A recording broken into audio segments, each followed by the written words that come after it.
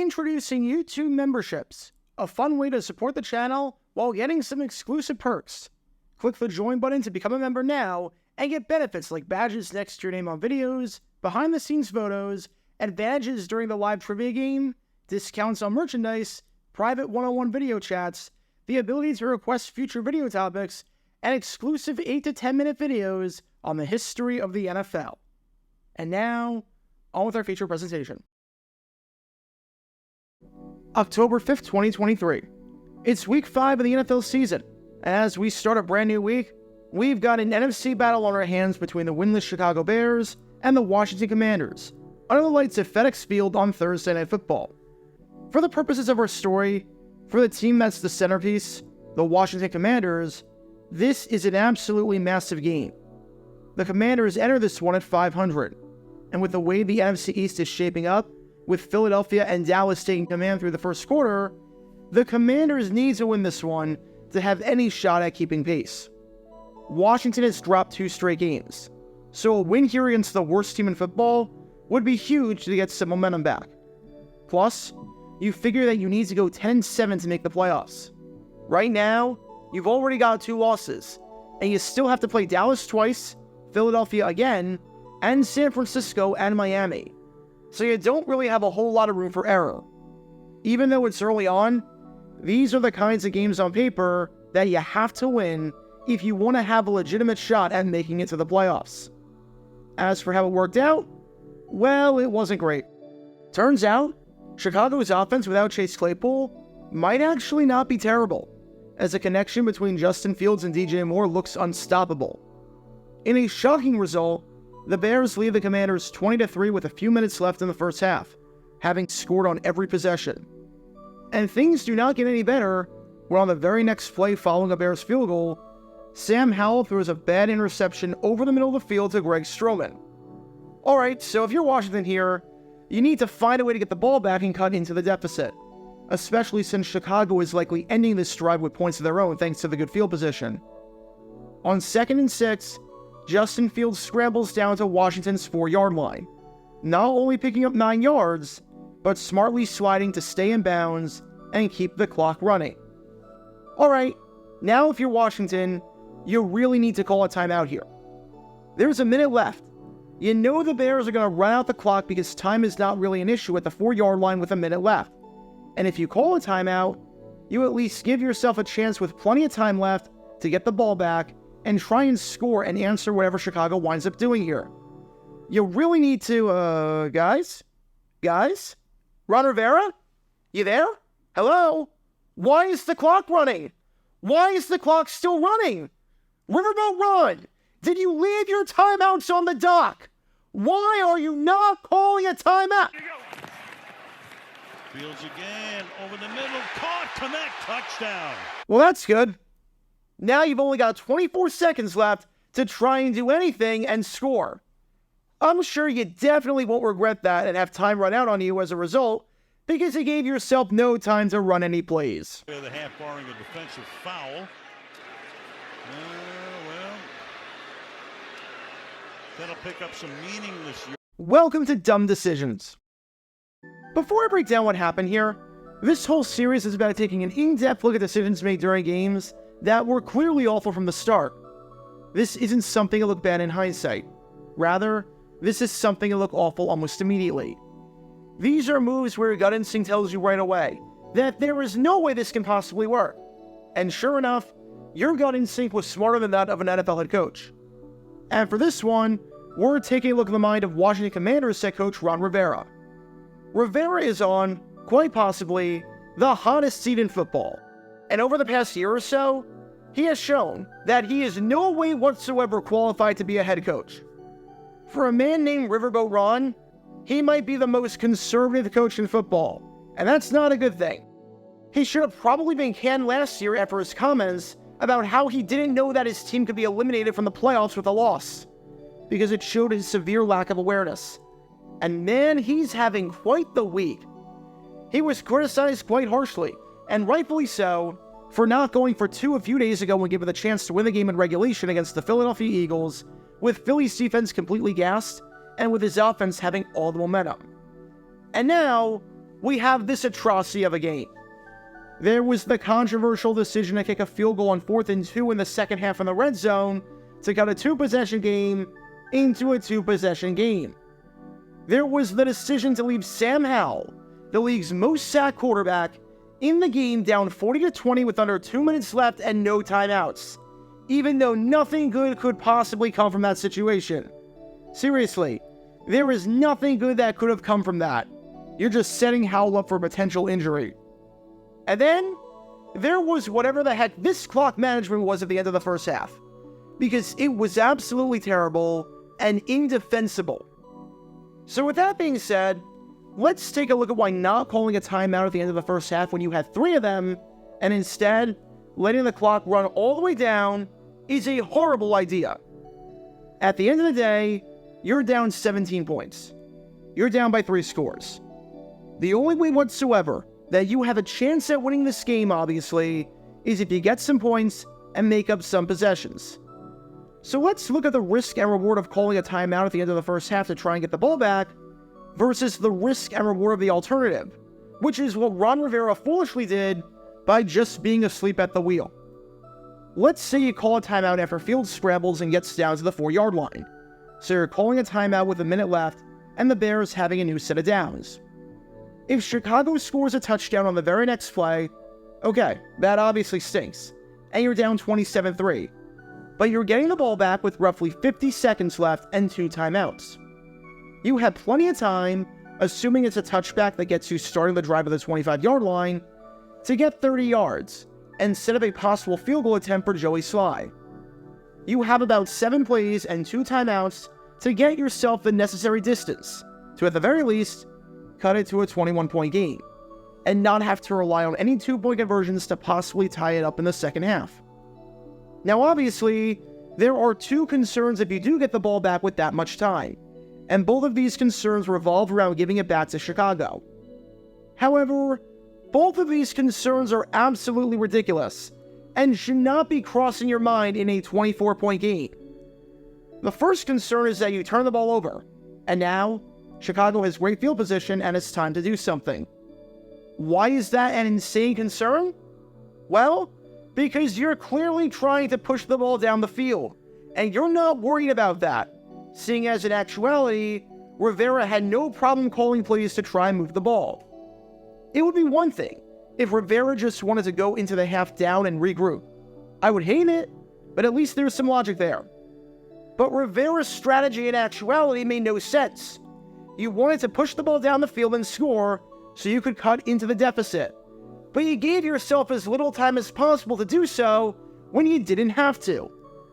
So I can't even say that there should be any concern about what happens if you turn the ball over, because clearly, Ron Rivera wasn't thinking like that if he actually tried on the ensuing drive, so he ruled that concern out. Which means that the second concern is what happens if, by calling a timeout, you get a quick 3 and out. Again, you're probably getting the ball back with 50 seconds on the clock if you allow a touchdown on the very next play following the timeout. Let's say each play takes 6 seconds, since you're going to be throwing down the field. Let's say that all 3 of these passes fall incomplete. The first down play takes it to 44 seconds. The second down play takes it to 38 seconds. And the third down play takes it to 32 seconds. Now, you have to punt it back to the Bears, which is obviously not ideal. The punt takes about 7 seconds, and now the Bears have 25 seconds left. If we assume a 50-yard punt, this means that the Bears would have the ball with 25 seconds left at their own 25-yard line, leading by 24 points. Be completely honest in that situation. Do you think that the Chicago Bears, up by 24 points on the road, and at their own 25-yard line with under 30 seconds left, would try and move the ball and try to get the 35 or 40 yards needed to get a field goal and extend their lead even more? Because I don't. They go into the half with all the momentum and don't chance anything. Because why would you in that spot up by 24 with little time left? So let me get this straight. By calling a timeout right as Fields got the first down and kept the clock moving, you get the ball back and have plenty of time to move the ball down the field and score to cut into the deficit, and give yourself something to build off of. The 2 risks that you take are that you give the ball back to Chicago with too much time, since you go 3 and out with 3 incomplete passes, or you turn it over. However, you already ruled out the possibility of a turnover because that didn't deter you whatsoever from trying to move down the field later on. And even if you do go 3 and out, Chicago is not going to do anything up by 24 pinned in the ring territory with little time left, and will more likely than not just take it into the half. So let's call it for what it is. There was no risk whatsoever to calling a timeout in this spot and managing the clock that way. The worst case scenario is exactly the same as the worst case scenario if you didn't call a timeout. But the best case scenario is that you give yourself enough time to score and mount a legitimate drive to cut into the deficit, versus the best case scenario by not calling a timeout, which is that you have to rely on a massive chunk play just to even give yourself a shot. In other words, this felt like deja vu from what happened last week on Thursday Night Football with Green Bay Packers head coach Matt LaFleur and his clock management at the end of the first half against the Detroit Lions. You can learn more about that by clicking the card in the upper right corner. I feel like I can just copy and paste the script for that video and apply it here. In fact, you know what? Screw it. I'm going to copy a paragraph word for word, just swapping out the team names. If you call a timeout and wind up going 3 and out, the Bears are getting the ball back and are just taking a knee and going into the half up 24 while the Boo Birds fly. So the risk in calling a timeout is that you risk giving the ball back to the Bears, who would then proceed to take a knee? Last time I checked, in the history of the NFL, not a single team has scored on a kneel down. I mean, I could be wrong, but I don't think you have to worry about the Bears scoring on a kneel down play. There is, quite literally, no risk to calling a timeout if you already ruled out the possibility of turning the ball over, seeing as you're trying to move the ball down the field and still call plays. This is like taking a multiple choice test where you don't get penalized for wrong answers, and you leave it without circling something. There's no risk. Even in the worst case scenario where you go 3 and out, it's not like the Bears would do anything with it. I am not kidding. That paragraph, minus swapping out the lines with the Bears, was word for word, including the score, what I said just last week at this exact same time.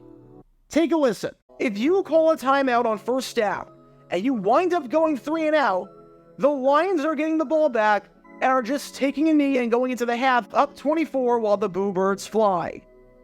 So the risk in calling a timeout is that you risk giving the ball back to the Lions, who would then proceed to take a knee?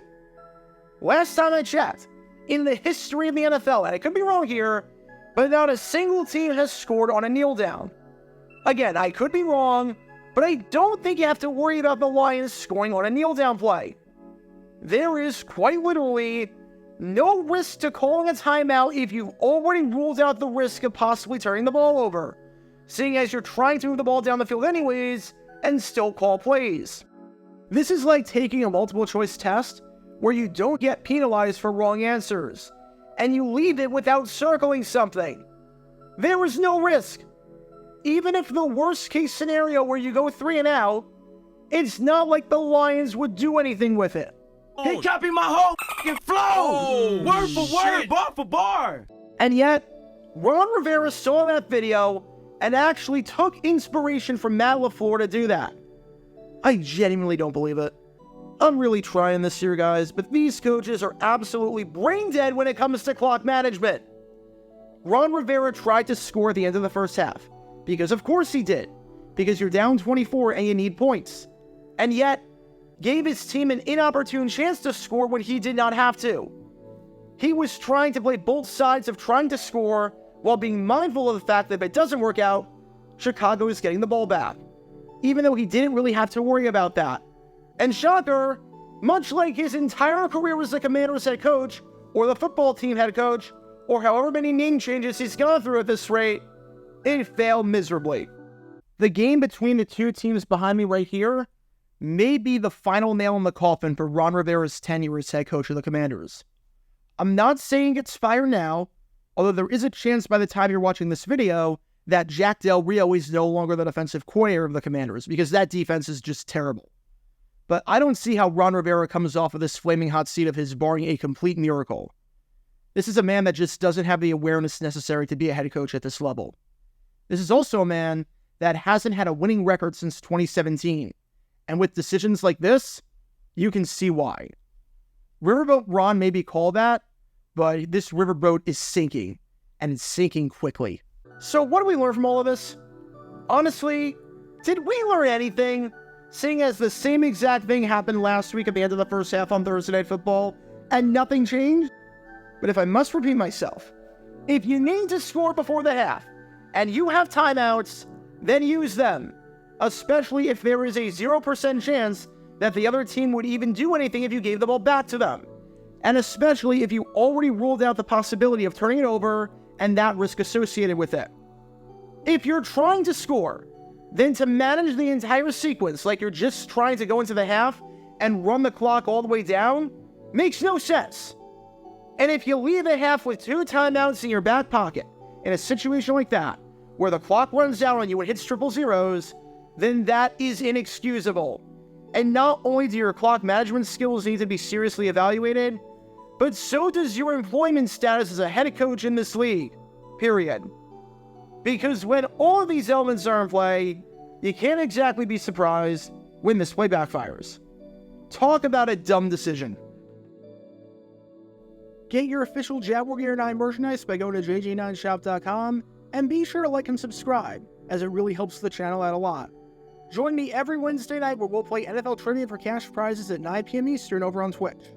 To learn more about the history of college football, subscribe to Jaguar Gator 8. To learn more about the history of Major League Baseball, subscribe to Jaguar Gator 7. Also, special thanks to all of our Patreon supporters for helping out the channel. Your support is greatly appreciated. See how you can become a patron and request future video topics in the description below.